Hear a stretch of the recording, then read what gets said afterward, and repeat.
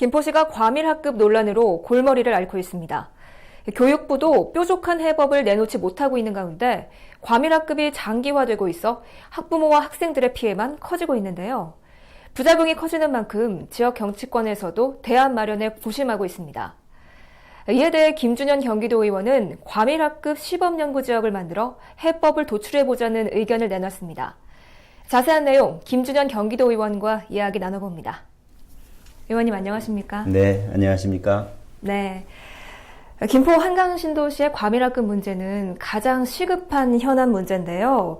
과밀학급 해소를 위해서 교실을 증축하고 부지 확보를 해나가고 있다고 하는데 현재 상황이 어떤가요? 네, 지난해와 올해에 걸쳐서 저를 비롯해서 김시용 의원님 또 조승현 의원님 이렇게 3명의 경기도 의원이 한강신도시 과밀학급 해소를 위한 예산을 많이 확보했습니다. 네. 현재는 운양동에 있는 청수초등학교와 또 하늘빛 초등학교에 23개 교실 증축 공사가 진행 중에 있고요. 그리고 내년에는 김포 금빛 초등학교를 비롯해서 3개 학교에 25개 교실을 증축하거나 혹은 일반 교실로 전환일 지금 준비 중에 있습니다. 2019년도에는 마산동의 도곡초등학교가 문을 열 예정입니다. 네, 알겠습니다. 이렇게 중축을 통해서 교실을 확보하면 어느 정도 이 문제가 해소될 것 같으세요?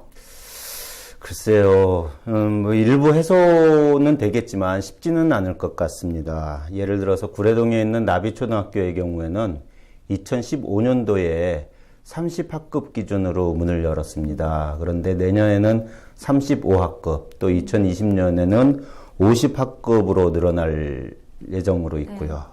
이처럼 과밀학급의 학생 수를 제대로 예측하지 못하다 보니 일어난 일입니다. 네.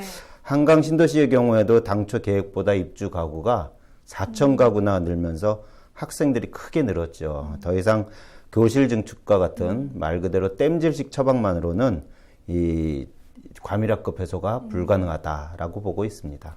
네. 과밀학급이 심한 운양동 쪽은 또 입주 예정인 아파트가 있어서 앞으로도 문제가 심각해질 거라고 하는데요. 이 문제는 학교를 지을 부지가 없다는 건데 그래서 대안으로 나온 게 도시지원시설이나 체육시설 부지를 학교 부지로 전환하자는 이야기예요. 이에 대해서는 어떻게 보시나요? 예, 무엇보다 과밀학급 해소를 위해서는 학교를 최대한 많이 짓는 것이겠죠. 근데 그게 이제 부지가 그만큼 없지 않습니까? 네. 그래서 도시지원시설이나 혹은 뭐 체육시설 등을 학교 부지로 전환하거나 내지는 학교시설 복합화 방식을 제안하고 있습니다.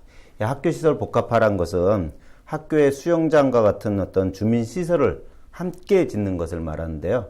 방금 아나운서께서 말씀하신 그러한 방식입니다. 그래서 정부에서도 2008년도부터 이 학교시설 복합화 사업을 지원하고 있습니다. 그런데 이 사업은 국토부에서 토지이용 계획 변경 승인이 이루어져야 할 수 있습니다. 네. 그리고 또 비용 분담 등에 대한 논란도 있고요. 네. 그런데 이 과밀학급이 발생한 근본적인 원인은 학생 수 예측 실패와 부지 용도 변경에 따른 일입니다. 네. 그러다 보니 국토부 등을 비롯한 정부의 책임이 크죠. 더군다나 교육부는 학교 총량제를 내세워서 학교 신설을 반대하고 있습니다. 결과적으로 교육부가 과밀학급을 방조하고 있는 셈입니다. 네.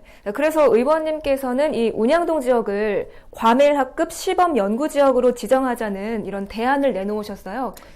네, 그렇습니다. 네. 지금 이 김포 한강 신도시의 경우에는 과밀학급으로 인해서 학생들이 큰 불편을 겪고 있거든요. 네. 예, 그런데 불과 이 차로 20-30분 거리 내에는 이 북부 5개 읍면에 그 학생들이 모자라서 그 학교 통폐합 얘기가 나오고 있습니다. 네. 예, 같은 지역에서 어느 한쪽은 이 학생들이 많아가지고 과밀학급으로 고통을 받고 있고 또 어느 한쪽은 과소학급으로 곧 막 이렇게 학교 통폐합 얘기가 나오고 있습니다. 이처럼 같은 지역에서도 학생 수 불균형에 따른 기형적인 모습을 보이고 있는데요. 이 때문에 일부 학부모들은 공동학구제를 또 주장하고 있습니다. 저는 과밀학급을 해소를 위해서는 3가지가 대안으로 나올 수 있다고 봅니다. 첫 번째는 학교를 최대한 많이 짓는 것이죠. 근데 이거는 뭐 부지가 그만큼 있느냐에 대한 그 논란이 있고요. 두 번째는 아까 말씀드린 학교시설 복합화 방식을 채택하는 겁니다. 그런데 이 역시 학교와 대체 부지의 거리 문제 등이 있고요. 마지막으로 공동학구제입니다. 네. 그런데 이것도 역시 학생 안전 문제 등 뭐 다양한 문제들이 또 발생할 우려가 있습니다. 네, 방금 공동학구제 말씀해 주셨는데요. 생소한 단어예요. 설명 좀 해주시죠. 네, 그 공동학구제라 하면 아까 이제 30분 거리 내에 어느 한쪽은 과밀학급, 또 어느 한쪽은 과소학급 이렇게 이제 좀 학생 수 불균형이 지금 발생하고 있다고 했지 않습니까? 이것을 이제 학구를 단일화로 시키자는 것이죠. 이럴 경우에는 학생들은 복수의 초등학교를 선택해서 예, 그 중에 이제 입학하거나 혹은 전학을 할 수 있다는 겁니다. 근데 이제 이 공동학부의 경우에는 이제 통학구역이 문제일 텐데요. 통학구역은 이제 뭐 학교까지의 거리라든가 혹은 등하교 시간의 차량 통행량 뭐 이런 것들을 이제 종합적으로 고려를 해서 교육청이 설정을 합니다. 하지만 이 스쿨버스 운영이나 또는 안전요원 배치 등에 따른 예산 문제가 또 결부되죠. 네. 이를 어떻게 부담할 거냐 이런 것도 역시 큰 과제입니다. 네. 아이들이 또 학원 등을 비롯한 이제 방과 후 일정 요즘 아이들이 많이 또 뭐 바쁘지 않습니까? 네. 예, 이런 것들도 역시 함께 고려를 해야 됩니다. 그래서 저는 사립초등학교의 운영을 참조하거나 혹은 올해 교육부에서 밝힌 전학년 방과 후 교실 제도 이런 것들을 복합적이고 종합적으로 검토할 필요가 있다. 이렇게 보고 있습니다. 네. 이 방안을 활용하게 되면 문제는 거리가 될 텐데요. 네, 그렇습니다. 스쿨버스가 있다 해도 집 바로 옆에 학교가 있는데 왜 내 아이만 멀리까지 학교를 가야 하느냐 이런 불만이 나올 수가 있어요. 대안이 있을까요? 예, 그래서 저는 이 모든 걸 감안해서 장기적이고 종합적인 근본 대책이 필요하다라고 말씀드리겠습니다. 먼저 저는 그 경기도교육청에 과밀학급 해소를 위한 연구 용역을 제안할 예정입니다.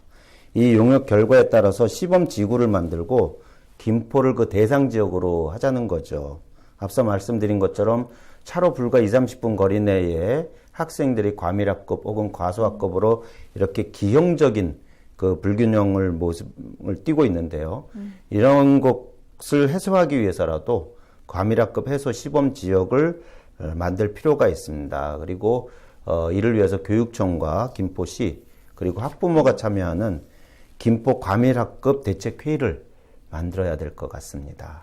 네, 주민들과도 어느 정도 공감대가 형성되어야 할 텐데요. 네, 그렇습니다. 향후 어떻게 진행해 나갈 계획이세요? 네, 사실 한강 신도시의 과밀학급으로 인해서 학생들과 그리고 학부모들이 큰 고통을 받고 있는데요. 지난 6월 김포 교육지원청에서 이에 대한 대책회의가 있었습니다. 저는 이 자리에서 방금 말씀드린 것처럼 그 과밀학급 해소를 위한 시범 지역을 제안을 했고요.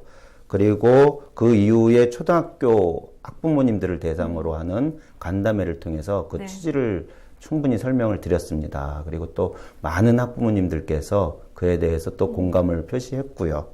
구체적으로 추진하기 위해서는 이제 8월 달부터 경기도교육청과 그리고 또 김포시 그리고 학부모님들과 함께 이제 논의를 해 나가야 될 거라고 보고 있습니다. 네, 모두가 해법을 고민해봐야 할 문제입니다. 네. 계속해서 노력해 주시고 또 해결해 주시는데 일조해 주시길 바라겠습니다. 네, 그렇게 하겠습니다. 네, 오늘 도움 말씀 감사합니다. 네, 고맙습니다.